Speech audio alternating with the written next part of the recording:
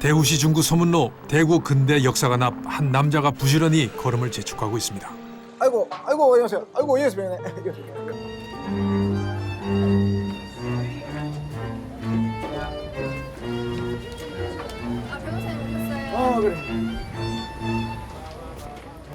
일본군 위안부 이용수 할머니와 함께 한 이 사람은 최봉태 변호사. 서울법대 사법고시 31회, 동경대학 대학원 법학과, 대구지검 범죄피해자 구조심의위원, 정신대 할머니와 함께하는 시민 모임, 민주사회를 위한 변호사 모임, 대구지방변호사회 국제교류위원장, 대한변협 일제피해자 인권특별위원회 위원장, 현재 법무법인 3일 대표 변호사.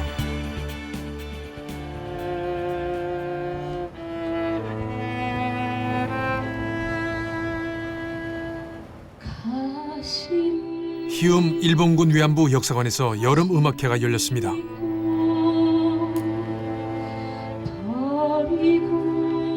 희움은 희망을 모아 꽃피움의 약자입니다.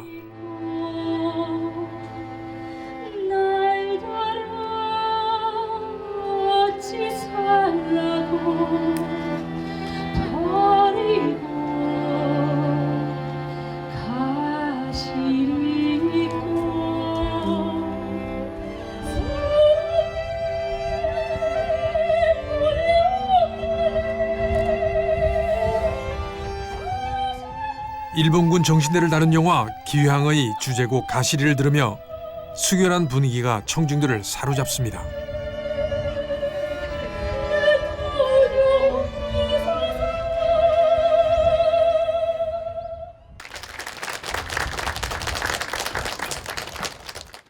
대구에 있는 희움 일본군 위안부 역사관입니다. 굉장히 어렵게 돈을 모아서 이 역사관을 지었다고 합니다.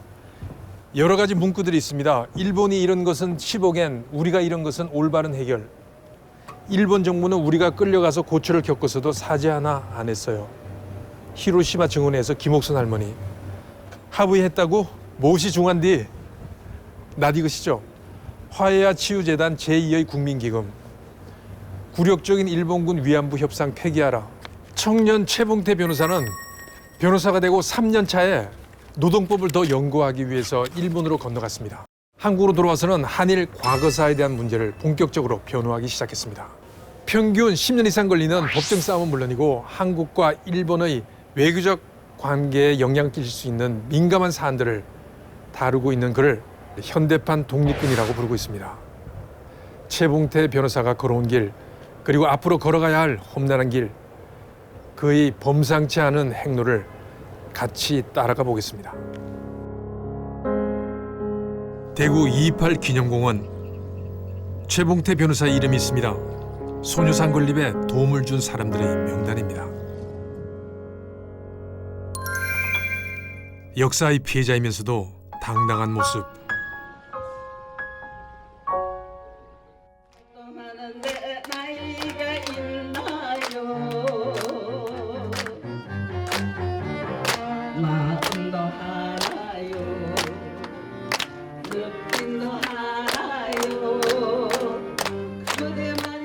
올 90세의 이용수 할머니, 일본군 정신대 피해자입니다. 눈물이 나네요. 내 나이가 어때서 딱 좋은 나이인데 활동하기 딱 좋은 나이인데.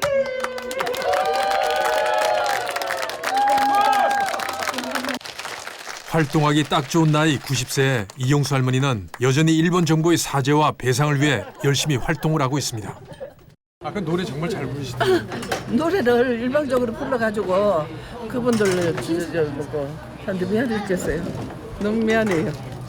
오래 사니까 오케스트라 앞에서 노래도 부르고 정말 오늘 정말 행복합니다. 저희 최병태 변호사님 일하시는 거 보면 어떠세요? 최봉태 변호사님 뭐 하자 해가지고 안 되는 게 있습니까? 다 됐어요? 네, 뭐 저 재판 3번 해가지고 3번 다 이기지 않습니까? 거기다 최 변호사님 열심히 뛰고 그렇지요. 그다음에 또 최 변호사님이 할머니도 열심히 뛰시고 합니다 하면 하는 거 하거든요.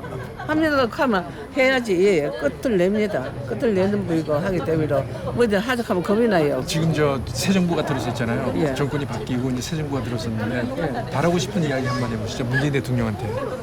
뭐 지금은 정권이 바뀌고 그랬으니까 위안부 문제 해결해야 됩니다. 위안부 문제 해결하면 다른 게 다 따라서 해결됩니다. 하기 때문에 저는 자꾸 나이는 많고 이러니까 이 문제 해결을 못하고는 죽지 않을 겁니다. 건강 괜찮으시죠? 예? 얼굴 건강- 목소리 보니까 뭐 건강을 한 번도 뭐 챙겨주지도 않았는데 뭐 챙기겠습니다. 죄송합니다. 한 번도 오지도 않아. 그래도 눈앞에 보여야 좀 네. 이런 미남자가 눈앞에 보여야 내가 눈이 번쩍 떠져주는데 열심히 근데- 챙기겠습니다. 아이고 내가 얼마나 아까도 그 얘기했잖아요. 사랑도 다 따로 있는 거예요. 네. 근데 사랑했는데 나타나지 않으니까 섭섭하던데 소문 날라. 네. 알겠습니다. 근데 네, 알겠습니다. 여러분들 참 다 존경하고 기대했습니다. 그런데 오늘 와주시니까 감사합니다. 왜 그 일제 과거사 청산에 그렇게 목매십니까? 제가 이 94년부터 97년까지 제가 일본에 유학을 했었거든요. 예. 그때 이제 일본에서 유학을 했는데 그때 우리 한국인 일제 피해자들이 일본에서 본격적으로 이제 법적 투쟁을 하고 있을 그때가 되어서 그래서 제가 일본의 양심적인 변호사님들과 시민들이 헌신적으로 우리 한국인 피해자를 갖다가 돕는 것을 보고 제가 굉장히 충격을 받았습니다.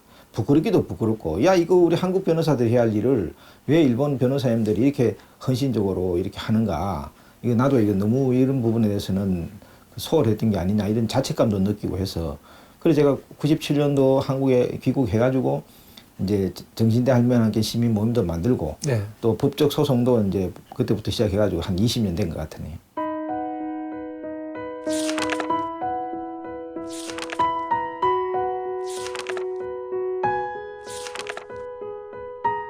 우리 한국 사회에서 일제 피해자들 같은 경우는 아직까지 해방이 안 됐는 사람들이라 해도 과언이 아닐 겁니다.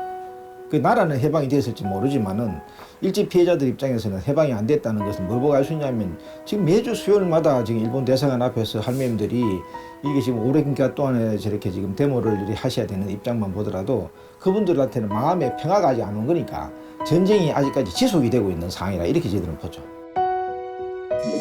일본 정부의 사죄와 배상이 없이는 전쟁 상황이 종료되지 않고 있다는 일본군 피해자들.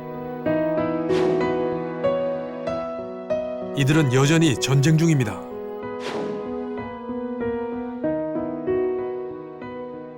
일본에서 법을 통해 가지고 사죄하고 배상하라고 했으면은 네. 일본 정부가 우리나라 판결이 이렇게 났으니까 우리가 빨리 법을 만들어 가지고 이 피해자들을 위해서 사죄하고 배상을 하는 법을 빨리 만들어야 되겠다 이렇게 움직여 주는 게 법치주의 국가인데 지금 자기 나라 판결이 그래 나와도 이건 무시하고 아직까지 뭐 이 법적 책임을 갖다가 없는 것이냐 이렇게 무시하고 있으니까 지금 일본의 법치주의 미성숙, 민주주의 미성숙이 이 피해자 문제를 해결하는데 가장 큰 장애물이고요.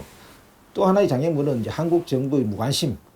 한국 정부도 이게 지금 판결이 났으면은 적극적으로 이게 반응을 해줘야 되는데 뭐 2011년 5월 24일 날 며칠 지나지 않았습니다만은 대부분 판결이 났음에도 불구하고 외교부에서는 막 내 몰라라 이렇게 지금 버티고 있으니까 이게 지금 우리나라도 법치주의가 굉장히 약한 거죠. 지금 정부가 바뀌었지 않습니까? 네네. 지금 문재인 대통령이 새 대통령이 들어왔는데 일제 과거사 청산하는 문제 그건 어떻게 되고 있습니까? 지금 이제 정권이 바뀐 지가 얼마 안 되기 때문에 이제 가시적인 그런 어떤 액션이라 이런 건 나오지 않는데 일단 대통령께서 이제 2015년도 그 합의 부분이 우리 국민들을 도저히 설득을 하지 못한다 뭐 그런 말씀을 하기 때문에 이게 지금 불충분하다는 것은 이제 주장을 하고 있는 상황인 것 같고요. 한국에서 이제 문재인 대통령이 이제 앞으로 해야 될 일은 야 우리나라도 상권 분립이 된 나라고 법치주의 국가니까 그 일본도 나는 마찬가지로 알고 있으니까 너희들 제발 일본 사법부에서 하라고 하는 쪽으로 해가 좀 이행을 해달라. 그렇게 해서 우리가 이 법적 문제는 종결을 시켜서 피해자들이 살아 있을 동안 이 문제를 해결해야 되지 않겠느냐 이렇게 이야기하면 되는 거죠. 지금 새 정부는 그렇다 하더라도 이전에는 그러면 그걸 왜 안 하는 거예요? 모르고 하는 겁니까? 아니면 알고도 안 하는 거예요? 그게 이제 우리나라 외교부의 그 관료들의 일반적인 사고방식이 이게 가급적이면 일본하고 갈등이 생기는 일을 해서는 안 된다는 생각을 많이 가지고 있습니다. 그러니까 이 피해자 구제가 우선이 아니고 이 일본과의 외교 관계가 이렇게 지금 끄끄게 되는 것을 갖다 최우선 순위로 외교 관료들이 생각하다 보니까 피해자 구제는 지금 밀리고 있는 상황이죠. 희젠토 환수는 어떻게 되고 있습니까? 히젠드 한수도 지금 일본의 역사 의식이 잘못됨을 갖다가 이렇게 가장 손쉽게 알려줄 수 있는 방법이 이제 그 히젠도라는 걸 갖다가 지금 제대로 찾아오는 과정에서 할 수 있지 않나 생각이 드는데 지금 국회에서 히젠도 환수에 관한 결의안을 네. 지금 내려고 지금 추진 중에 있습니다. 아, 그렇습니다. 예, 예. 그래서 이 히젠도를 찾아와서 일본이 한국에 대해 가지고 역사적으로 침략을 했고 잘못을 했다는 걸 일본 국민들이 알도록 하는 것이 이 위안부 문제라든지 강제동원 문제를 해결하는 데도 굉장히 지금 필요한 상황입니다. 일제가 명성황후를 살해하는 데 사용했던 칼 히젠토는 여전히 후쿠오카의 구시다 신사에 보관돼 있습니다. 2010년 3월에 최 변호사를 주축으로 히젠토 환수위원회가 출범해 살해 도구를 한국으로 가져오기 위해 노력 중입니다. 최병태 변호사가 부산의 모습을 드러냈습니다. 변호사님 부산에는 어쩐 일이세요? 김명률 씨 오늘 추모제가 있거든요. 그래서 부산민주공원으로 갑니다.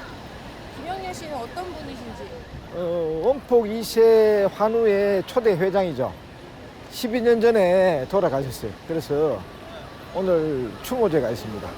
그래서 추모제 참석하기 위해 왔습니다.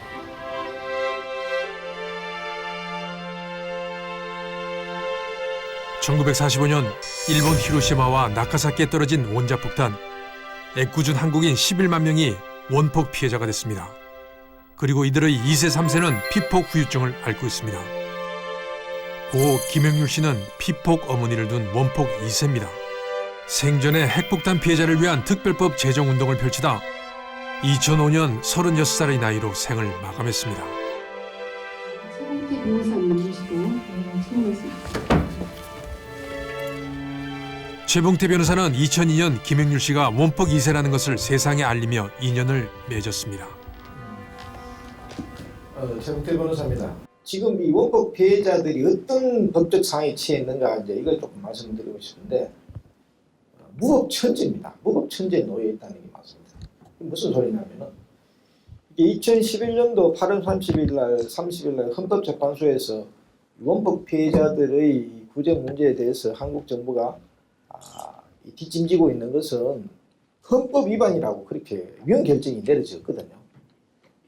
그래서 원폭 피해자들의 진상규명이라든지 그 사죄라든지 배상 이런 부분에 대해서 국가 권력이 이렇게 무관심하면은 헌법 위반이다. 쉽게 말하면 아무것도 안 하면 무법천지다 이런 판단을 헌법재판소에서 했는데 그 이후에 지금 위헌 사항이 계속 지속이 되고 있습니다.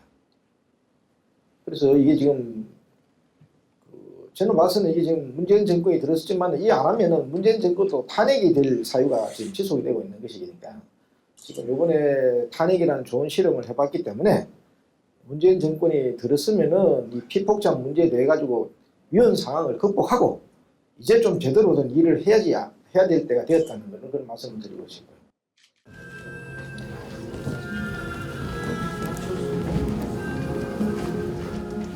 고 김영률 씨의 부모님은 아들이 사망한 후에도 원폭 피해자들의 실태 파악을 위해 노력하고 있습니다. 고 김영률 씨의 노력으로 2016년 원폭 피해자 지원 특별법이 제정됐고 부족하나마 올해부터 시행될 예정입니다. 지금 원폭 피해자 사건들은 어느 정도 진척이 있는지? 이거 이제 시작이죠. 지금 김영률 씨가 살아있을 동안에 제일 먼저 하려고 한 게 그 법을 만들어야 되겠다 해서 국회 가면서 그 기침을 하면서 국회의원들 만나가지고 이렇게 그렇게 해가지고 겨우겨우 해가지고 지금 법이 만들어져가지고 이게 지금 이제 올해부터 시행이 되는데 그런데 정작 당사자가 그 주장했던 이세 문제라든지 이런 거는 일단 다 빠져가 있어요.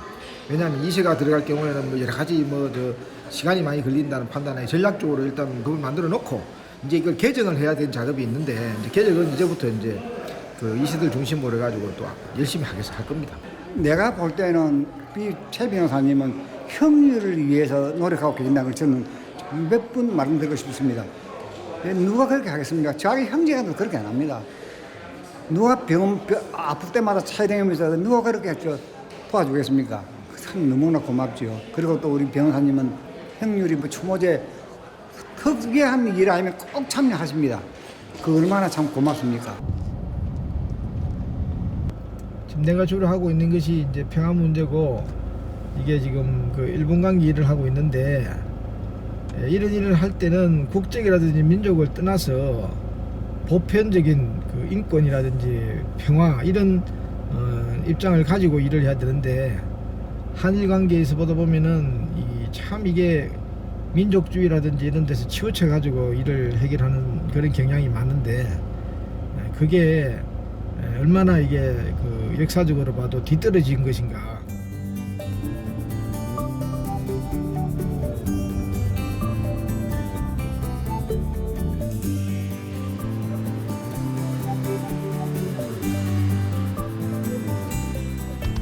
최 변호사가 하는 일이 단순히 일본에 대한 응징으로 보여질 수도 있습니다.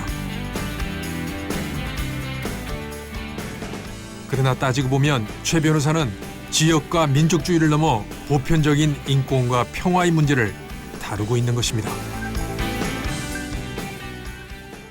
개인회생 관련 면책은 된 건 아니잖아요. 그럼 개시 결정을 받았나 그러니까 개시 결정을 받는 그거는 뭐 상관없이 그에 따라 가지고 이게 지금 어떤 걸 원하는지 그에 따라서 조치를 하는 게 안전합니다. 교육청에서는 안전하게 해야 되잖아요. 그러니까. 무료 법률 상담 후 곧바로 직원들을 찾아가 업무 보고를 받고 또 업무를 지시합니다. 왔었을 때가 안 올 거예요. 이거 내중에 지리서 밭에서 만들어가지고. 다른 거는 지금 집에서 그거 없지? 네, 없어요.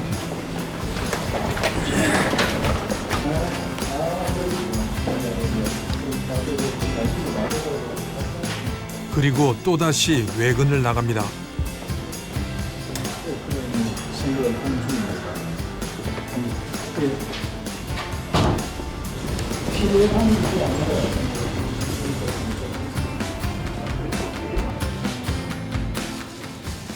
가을철에 그 하는 심포지움 관련되어 가지고 변호사 회하고 뭐 협의하는 내용들 이런 것도 한번 좀 하고. 두 분이 어떤 일을 같이 하시는 거예요? 우리는 독도. 우리 우리가 어떻게 이제 독도에 대한 앞날을 뭐 확보하고 가져갈 거냐 그 이야기를 하는 거죠. 전충준 선생은 독도에서 1년 동안 사신 분이라. 독도에서 1년 동안 사시면서 독도의 사계를 이렇게 경험도 하셨고, 또 독도에 대한 정말로 이게 역사적인 사명의식을 가지고 계시고, 그래서 지금은 시무사 원래 계시다가 지금은 나오셔가지고 경상북도에 근무하시는데, 이 평화적으로 이 독도 문제를 해결하는 방법에 대한 나름대로 이 직관력을 가지고 계신 분인데, 여기 우리 사무국에 가서 잠시만 한 5분만 이야기하고 그래. 요 대구전 변호사 저기거든요. 일단 여기가 이야기를 해서 회장한테 가을철에 이 독도 관련돼 가지고 심포지움을 이렇게 추진을 하는 데 대한 기본적인 의견을 한번 타진해 놓고, 독도에서 열릴 심포지엄을 논의하기 위해 대구 변호사협회로 가고 있는 중입니다. 우리 이번에 그 입장을 그럼 보통 해야 되겠네. 갔다 왔어. 10월 뭐 초나. 대구 변호사협회는 매년 독도를 방문하고 독도 관련 법률 지원을 하고 있습니다. 우리는 뭐 표가는 안 나도 돼. 뭐 아무 표가 안 나도 되는데 그 일하시기 편하신 대로 해요. 독도는 최봉태 변호사의 주요 업무 중 하나입니다. 한번 천천히 합시다. 천천히 한번 고민해 봅시다. 그 지금 일제 과거사 청산에 지금 집중을 하고 계신데 재판이나 하여튼 그 수임을 하면 케이스를 수임하면 수임료를 받으시잖아요. 그게 이제 변호사 수입의 상당 부분을 차지하게 되는데 지금 하시는 이 일제 과거사 청산 그 위안부 피해자를 포함해가지고 이런 거 했을 때는 수익을 어떻게 잡으세요? 이거는 뭐 저희 아까 처음에도 말씀드린 것처럼 일본 변호사님들 보기가 좀 부끄럽지 않습니까? 참 한국 변호사로서 일본 변호사들 같은 경우는 뭐 돈이 안 되는 건 기본이고요. 거기에다가 일본 일반 시민들이라든지 일본 매스컴으로부터 엄청나게 이렇게 비난을 당하면서도 이 한국인 피해자를 위해 가지고 이런 활동을 하는데 한국인 변호사들이 이게 그 지금 일본 변호사들보다도 월등히 좋은 조건이 있음에도 불구하고 이게 뭐 돈이 안 된다고 해서 이걸 안 한다든지 하면은 이거는 좀 인간으로서 너무 얍삽하지 않습니까? 법률가 이게 하기 이전에. 그리고 또 이게 지금 저는 장기적으로 봐도 이거는 또 변호사 수입이라는 부분에서도 이건 저는 이게 돈이 된다고 보고 있고요. 왜 그러냐면은 일본에 있는 공탁금이 있습니다. 일본에서 우리 강제동원 피해자들이 맡겨놨는 돈이 있는데 차도 온다 그러면은 그 재단을 운영하는 과정에서 변호사들이 기여를 했다 그러면은 금전적으로도 이렇게 보상을 받을 수는 있겠죠. 지금 일을 하시면서 힘든 점은 어떤 거세요? 힘든 거는 없죠. 힘든 거는 제가 봐서는 우리 마누라가 좀 힘들까. 뭐 저는 이 재미가 일단 있고 보람이 있고 그리고 또 이게 일제시대 때 독립운동 했는 분들도 계신데 뭐 이거는 저는 지금 한국에 있는 일제 피해자들도 이제 해방은 완전히 안 됐다고 보고 있거든요. 그래서 이분들이 해방을 위해서 도와주는 입장이라 그러면 제2의 독립군이라는 생각을 하게 되는데 그 당시에 당했던 여러 가지 어려움을 비교한다 그러면 지금 우리가 하고 있는 이런 일들은 힘들다고 이야기하면 그분들한테 사실 부끄럽죠. 수진이 날진이 해동청 보라네 능수고를 가지 휘늘어진 일중독 최 변호사의 유일한 취미는 판소리.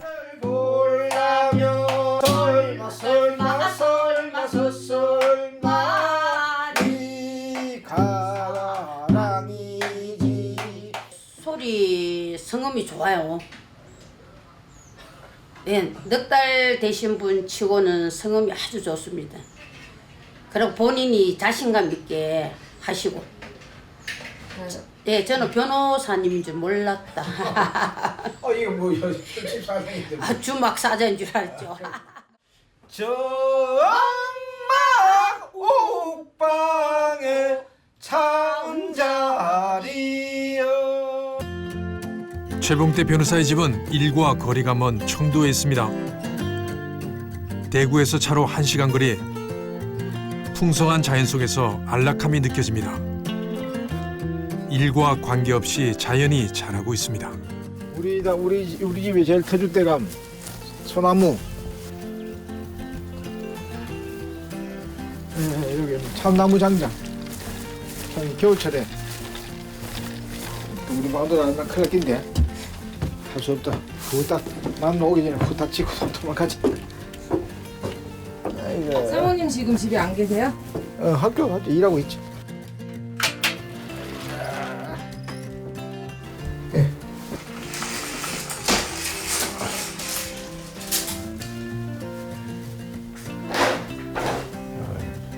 이게 내가 저 기도도 하고 우리 산이고 이거는 이거 일본에 있는 원폭 피해자들이 히로시마 원폭 한국과 일본의 여성들이 평화를 기리작하는 선물 받았는데 이거 받은 지 한 20년 되지. 최 변호사는 초등학교 3학년 때 짝꿍인 박정숙 씨와 결혼했습니다. 그리고 슬하에 아들과 딸을 뒀습니다. 늘 남편으로서 아버지로서는 부족하지만 가족들은 이런 아버지를 자랑스럽게 생각합니다.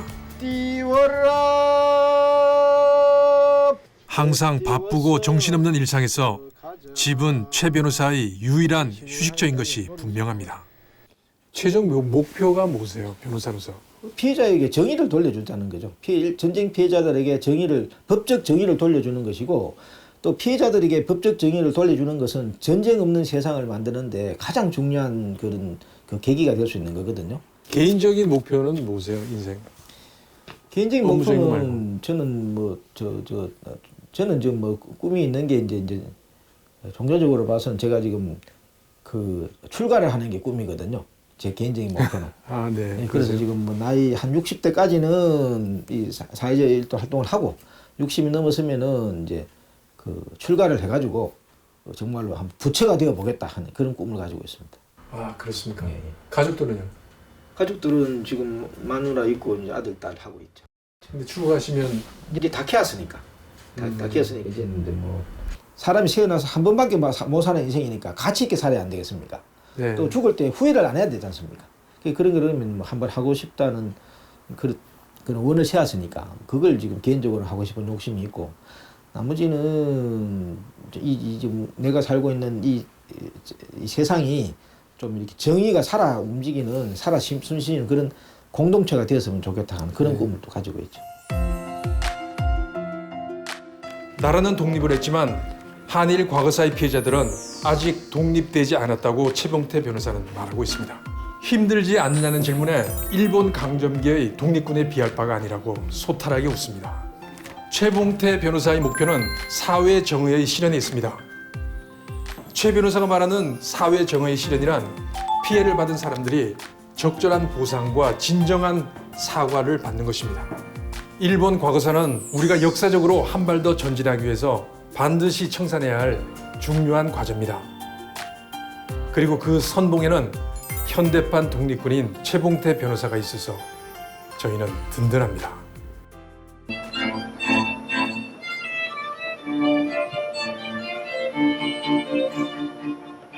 백년아 날 찾아왔다가